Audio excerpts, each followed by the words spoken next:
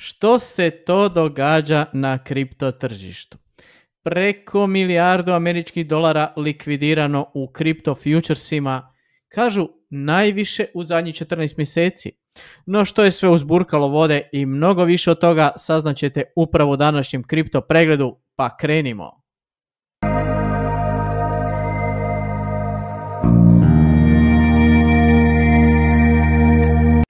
Pozdrav, ja sam Dejan, vaš online kripto suputnik, dobrodošli u Kripto evoluciju.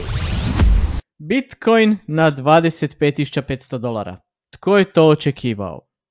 Jučer se svašta događalo i možda najbolje je to u kratkim crtama opisao Twitter account Immortal, pa ćemo njega ovaj put malo zapratiti.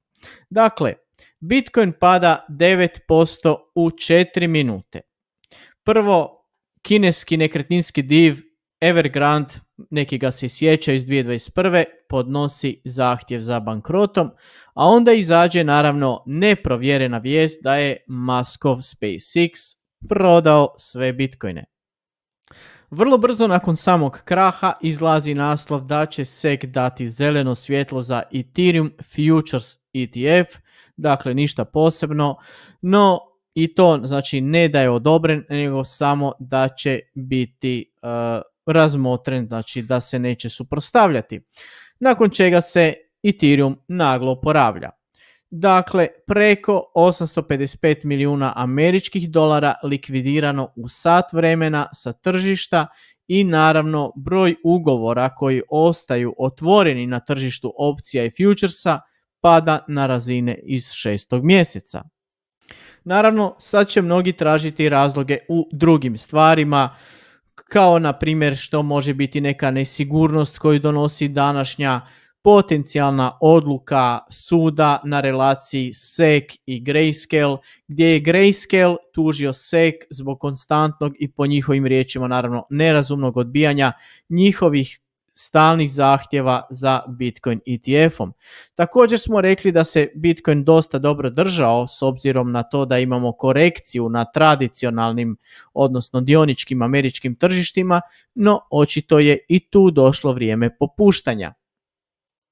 No, profesionalni traderi kažu jednostavno da su upravo tržišna struktura i likvidacije vjerojatno razlog za nagli pad i ništa drugo. Tržište je također bilo relativno nelikvidno i nije bilo volatilno, naravno što smo i sami pratili na kanalu, i kad je krenulo malo jače u jednom smjeru, povuklo je, ostalo za sobom poput kule od karata se počelo urušavati. Već sam govorio da mi kratkoročno ipak izgleda tržište malo preoptimistično, no kao i uvijek bit ću iskren i reći da sam očekivao ipak manji pad do maksimalno 26.500, o čemu sam još govorio 10.7. u ovom kripto pregledu moja 3 Bitcoin scenarija, gdje sam dao toj verziji šansu nekih 20%. I to je ono što povremeno pričam. Ovdje se ne radi o tome tko je bio ili nije bio u pravu, već da analiziramo podatke i prilagodimo se onome što tržište nudi i iskoristimo to na najbolji mogući način za sebe. Tržište nije briga što ja mislim. No budući da ne želim da ispadne da sam ja samo bullish, što jesam u nekoj konačnici, dugoročno je tako, ali evo, zar bi netko ko je bullish onda radio samo shortove? Evo, čisto da vidite. Dakle, jučer me je baš jedan dragi newsletter pretplatnik pitao za H-bar. I rekao sam mu gdje bi ga ja minimalno čekao za kupnju. Što mislite, je li cijena došla gdje je trebala?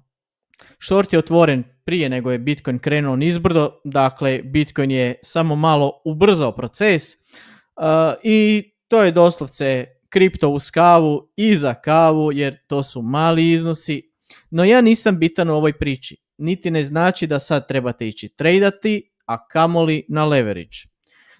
Upravo zato sam snimio jučerašnji video da ne žurite, da znate da ima vremena. Vidjeli ste, taman su se neke kriptovalute počele oporavljati, dizati i puf, nestalo u 60 sekundi. No idemo mi vidjeti što sada očekivati od kripto tržišta, a to se najbolje može vidjeti naravno po našem dragom Bitcoinu. Dakle, najvažnije od svega, gledamo 4 stvari. Uzmite zelenu majicu. Ja sam jučer imao crvenu majicu pa smo potonuli. Dakle, prva stvar, zelena majica. Šalim se. Dakle, 3 stvari koje su nam važne. Vidite ovako.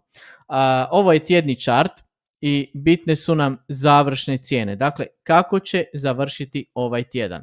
Završimo li tjedan ispod cca $25,000, odnosno ove žute barijere, evo tu sam malo nadodao na ovaj naš već dugo chart koji gledamo, onda je to adios bikovi. Dakle, pjevat ćemo šortaj brate. Ako tjedan završimo iznad 200 EMA, dakle ove crvene linije, odnosno 200 tjedne prosječne pomične cijene koja je sad na oko 27.400, to je još bolje. To je ok. A završimo li tjedan minimalno, pazite, minimalno iznad 27.800, odnosno zelene linije, koja je naša draga 21 EMA, odnosno 21 prosječna pomična eksponencijalna cijena, to je onda top, to je onda super. To su po mom mišljenju trenutno 3 najvažnije cijene za ovaj tjedan. Dakle, dok god smo iznad $25,000 sam kratkoročno bearish, srednji period, dakle nekoliko mjeseci idućih pa pol godine tu negdje, sam blago bullish, a dugoročno naravno sam još uvijek bullish. No ako izgubimo tih $25,000, to stvarno neće biti dobro, jer se onda mijenja trend i nastaće prava čistka na tržištu kriptovaluta.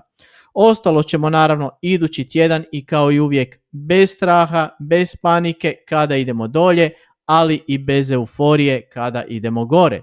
Ukoliko vam se svidio video, nemojte zaboraviti stisnuti like, pretplatite se na kanal ako još niste da ne propustite budući sadržaj.